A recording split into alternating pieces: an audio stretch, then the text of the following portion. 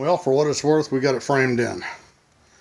We started off, we took what was good and savable at the top, which worked out good for a reference point. Went in there, put a 2x4 header in, followed up underneath that with the 2x6 structure, and that compensated for all the depth. You see this pipe running through the floor here. There's going to be a bench along here, so that'll just have a false bottom bench covering up that pipe. It's a drainage piece they had from my previous drainage problem. This is kind of that weird spot I was talking about. This is that storm cellar entrance. So what we did, basically we just framed over the top of it and then went back in with a pressure treated 2x6 underneath it, and then we'll put a weather strip in across that and help seal that up for any weather issues that may pop up in there. It's a situation where there's no way I can 100% waterproof it, but I can do a darn good job on it, and we'll be able to get it. These dimensions match everything on the other side. If you notice, there's not really a header above these windows. I just used a ladder framing technique. This is non-structural. It's already been structurally put up with the roof. As you can see, there's anchor posts in there throughout this. So I wasn't worried about any structure. I did, however, take on the end of this beam that you see through here underneath the porch.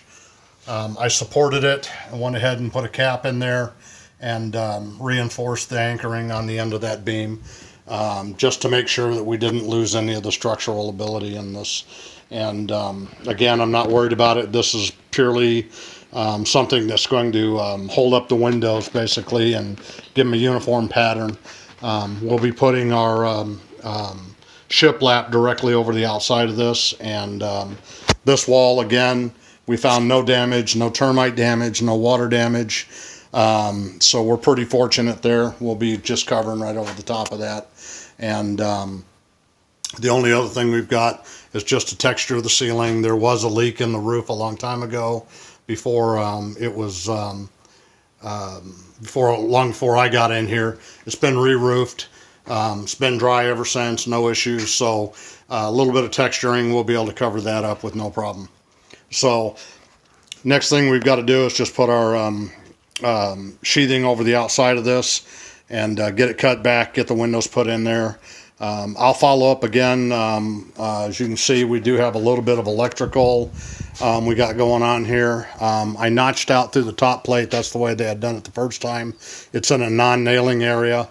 So now I'm going to drill back through the center of this, come in, reroute this wiring to right over here, so it'll be just above the bench on this end, and then I can take the old wiring and run it through the wall and meet it back up, and I won't have a problem with rerouting the wiring, and it'll be completely out of the way when I go to put the bench seat in here.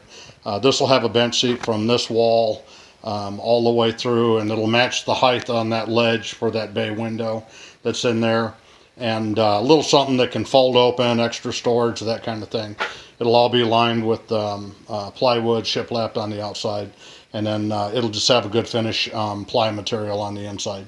So anyway, I'm out, and just going to get this wrapped and get these windows hung, and we'll be finished for the day. God bless, and thanks for watching oldschool.ok, and look for our next video.